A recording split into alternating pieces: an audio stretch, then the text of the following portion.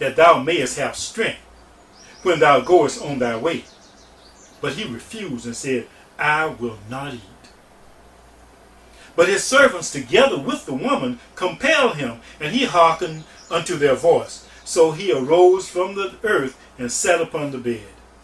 And the woman had a fat calf in the house, and she hastened to kill it, and took flour and kneaded it, and did bake unleavened bread thereof. And she brought it before Saul and before his servants, and they did eat. Then they rose up and went away that night. Now, you just heard the story of Saul.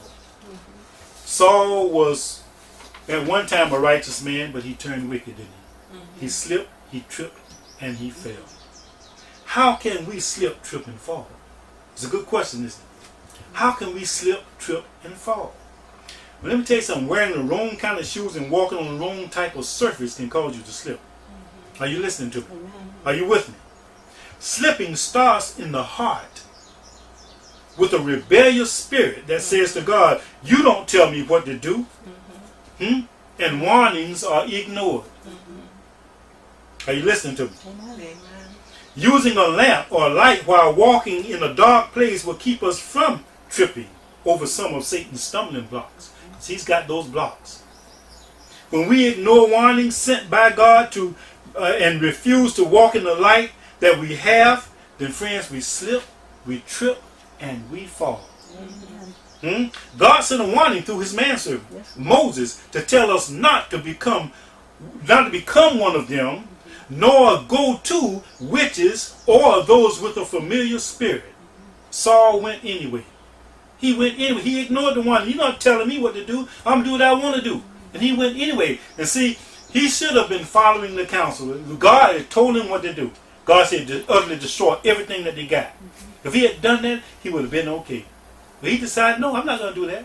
And since you won't talk to me anymore, since I disobeyed you, I go to the devil's agent and then still find out what I need to know. Well, God allowed the devil to tell him what was going to happen to him, didn't he? My. Deuteronomy 18:10-12 have got these words to say. It says, there shall not be found among you anyone that maketh his son or his daughter to pass through the fire. They were sacrificing their children.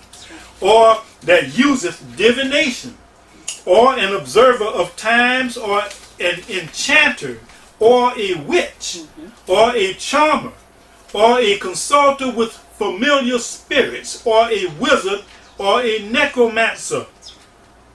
For all that do these things are an abomination unto the Lord. And because of these abominations, the Lord thy God doth drive them out from before thee. So that was a warning right there, wasn't it? Hello, Mickey Mouse. A wizard? God told us not to go to wizards. That means don't go there to be entertained by wizards, friends. Amen. If you want to slip, trip, and fall, go to Disney World. Yeah, I said it. And that's exactly what I mean. If you want to slip, trip, and fall, go to Disney World, because the themes there are dealing with magic. It's called the Magic Kingdom. That's right. Who's the head of the Magic Kingdom? Mickey. Mickey's the mouse's house, they even call it. And he has a magic wand in his hand. He is a wizard. If you want to slip, trip, and fall, then you go and commune with wizards. You go to where the wizards are. You go to where the magic is being practiced. My. So how did Saul slip, trip, and fall? 1 Samuel 15:24 tells us. It says, and Saul said unto Samuel, I have sinned, for I have transgressed the commandments of the Lord and thy words, because, he's going to tell you why, now fixing to tell you why, because I feared the people and obeyed their voice. What verse was that again? Are you listening to me? If you want to slip, trip, and fall, that was 1 Samuel chapter 15, verse 24. If you want to slip, trip, and fall, then you obey people rather than God. My pastor said, my son said, my good friend said. The influence of family, friends, and television, and even internet can cause us to slip on the wrong shoes. Slip on the wrong shoes is a double connotation there. You know, you slip some shoes on your feet. You can slip on the wrong shoes by being entertained by these entities that I just named. When we partake in ungodly activities inspired by our association with the things that I just mentioned, we are exposed to many stumbling blocks, and are bound to trip over some of them sooner or later. Anytime we respect another human being to the point that we believe whatever they say because we feel that they are too heavy to be wrong, we are in trouble. Are you listening to me?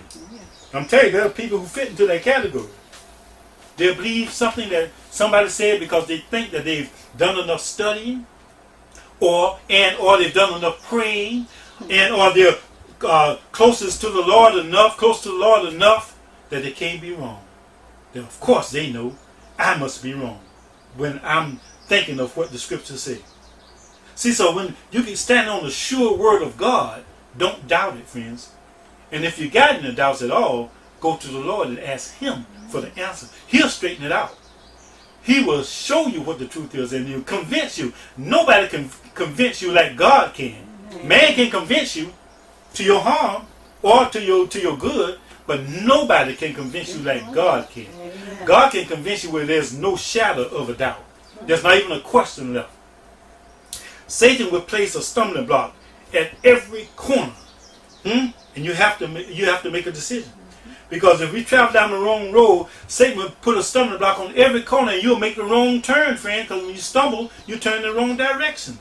Our enemy specializes in finding ways to make us slip, trip, and fall. Let me tell you something. Jesus specializes in showing us how to avoid a slip, trip, or a fall. Yes, He does. We have a very serious choice to make. The sad thing is that so many enjoy being knocked down, and they resist being picked up. Are you listening to me? The devil has convinced them that down is up and up is down. There are people who are convinced that down is up and up is down. When they are down spiritually, they think they're up. How do you get down spiritually? By being disobedient to God. Anytime you disobey God, especially willfully, you are down. You're not up. But then when Satan comes through with his false doctrine and convince people that the doctrine is true, then they're down thinking that they're up. My. I guess a good example there is the Sabbath issue. Anybody who can read can see straight from Exodus chapter 20 verses 8 through 11 that the seventh day is the Sabbath of the Lord thy God. There's no debate about that. The people in the Old Testament did not have a question about that. Their debate was over how to observe the Sabbath, not which day it was. They didn't have a problem with the day. But Satan comes along and convinces that Sunday is the Sabbath. It's been changed. Now, there's many Sunday keepers who think that they're on top of the world, think that they're in God's favor. They're up. They're close to the Master, and they're disobeying the fourth commandment. What is sin? According to 1 John 3:4.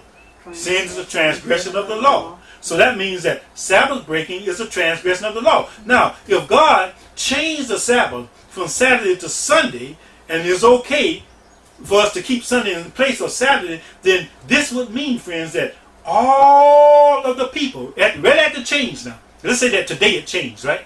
If today it changed, all of the people for all the years from the day backwards to Adam would have been worshiping on the wrong day.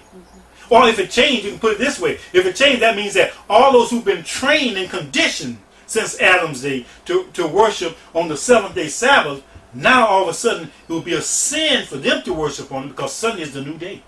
If Sunday replaced Saturday, then it's a sin to keep Saturday. And righteous to keep Sunday. Just like in the Old Testament, it was a sin to keep Sunday and righteous to keep Saturday. So if God changed that, that would mean that the Ten Commandments now must be changed. The fourth commandment that says that for the seventh day is the Sabbath of the Lord thy God will have to say for the first day is the Sabbath of the Lord thy God. When did this change take place? I don't care what you've been told. I don't care what your pastor told you. I don't care what you believe. But the truth is the truth anyway. Like the Forerunner said. One thing I like about Forerunner. He said the truth is the truth anyway, whether you like it or not.